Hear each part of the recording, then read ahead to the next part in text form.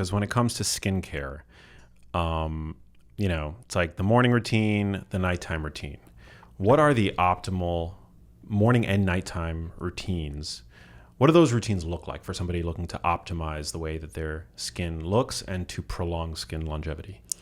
Yeah, I think my approach is very basic and minimalist. So the way that we think at One Skin, but also personally, is what are the minimal, like the basic steps that I should do to have like the healthiest skin that I can.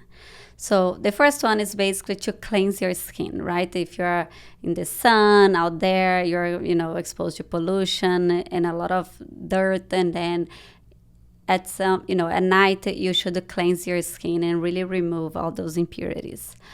Then the next step is to hydrate and moisturize your skin. So ideally that moisturizer can also have like an active ingredient that will help repairing damage, for example, peptide. So what I do is after I cleanse my skin, I use a moisturizer that contains the peptide, also contains hyaluronic acid, contains other ingredients that helps like soothing your skin, make your skin healthy in general, and also activating those DNA repair pathways. You can stop there. You can go, a little further, like a more specific targeted product, like for the eye area. One thing that we learned in the lab, which is very interesting, is that the skin around our eyes, it's thinner and it ages faster. But if we measure the biological age just under or above your eyes, it's 20 to 30 years older than the skin around your temple. Whoa. Yes, it's shocking. And the reason is that because the skin is thinner and it accumulates more damage, it accumulates more senescent cells. So in our case, knowing all of that, we decided to develop a cream that was a specific design for the skin around your eyes. And we got eyelids from, plastic surgeries. And then we were culturing eyelids in the lab. Whoa. And developing this formula to make sure that we could have a more, effective formula to treat that accelerated aging skin. For that skin, we increase the amount of the peptide. So we have this product for the eye that has the highest concentration of the peptide. And the clinical studies show the strongest data that we have so far. Wow. Yeah. So I have your eye cream. Should I be rubbing that stuff all over my face? Well, a lot of people do that because it is the strongest formula that we have. I think if you feel good about the rest of your face, you don't necessarily need. If you have areas that you want a little bit more like help, then you could. Yeah, some people like to use on their neck. Good to know. Interesting. Yeah. But the clinical data is really strong. We measure like elasticity with instruments. We measured hydration, and we could see really impressive data from this product. So for me, this is my night routine. Is like very basic. I think it takes like less than 5 minutes. And then in the morning, I don't need to necessarily, use the cleanser again because my skin is already clean from last night. So I just wash with water, or like usually I exercise in the morning. So I come back and then I take a shower, and then I apply the moisturizer again and the sunscreen. And that's it, like less than 5 minutes at night and maybe 3 minutes in the morning. Wow. What is a hyaluronic acid? Yeah, so hyaluronic acid is also one of the components of the extracellular matrix of our skin. And it's basically this molecule that helps retain water. So if you have a lot of hyaluronic acid on your skin will be more plump and more hydrated. And you can also apply hyaluronic acid on your skin. And there are different molecular weights. There are the small ones that can penetrate in your skin and can activate your skin cells to produce hyaluronic acid, which is ideal because you're producing internally. There are the larger ones that basically just sit on top of your skin, but they retain water loss. So if you also have, ideally you would have both, so you can activate and also prevent water loss. When it comes to water loss, what role does proper hydration play in having healthy skin? Super, super important. I think, one of the main things on having like a healthy skin is hydration. Obviously, it's important to keep like the cellular function in a way that everything's working well. It helps with the plumpness of your skin, and you need obviously water to maintain like the basic process of a healthy skin.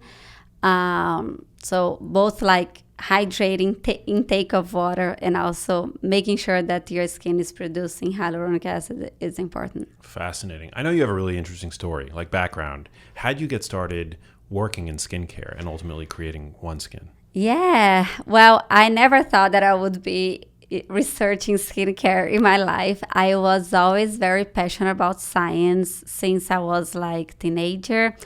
I love like understanding how biology works, because to me, if I can understand how things works from a biology standpoint, when they stop working well, that's when we get the diseases, and then we can come up with hypotheses. Okay, how we can fix that? How we can develop a cure for something. I think I was always very passionate about human health and how I could contribute to improve the quality of life of people. And so during my PhD, I was studying stem cell biology and tissue engineering, an area that I'm super, fascinated about. And the goal was always think of how I can use science to find therapies or find a cure for a specific disease. And eventually, I started this entrepreneur journey, and initially, well, we're growing human tissues in the lab to replace animal testing. That's how we started. But eventually we started studying aging and more focus on skin. And what I realized is that, okay, I always want to cure the diseases to help people to live better. But if aging is the underlying cause of all of these diseases that we are trying to find a cure for, can we treat aging in the first place? And that's when everything clicked. Like, okay, if I can, instead of like treat the diseases, if I can help people to live healthier, longer, that's what I should do for the rest of my life. And the science of aging has evolved so much in the past like 10 years, and what it seemed like impossible, that's really like to reverse aging, now it's doable. We have done in the lab. We know that we can bring a cell that's like 30 years old to a neonatal stage. So now how we can do this in a way that we reduce the age of a cell or a tissue, bringing back in time so that tissue functions better, and we can now maintain our bodies working better.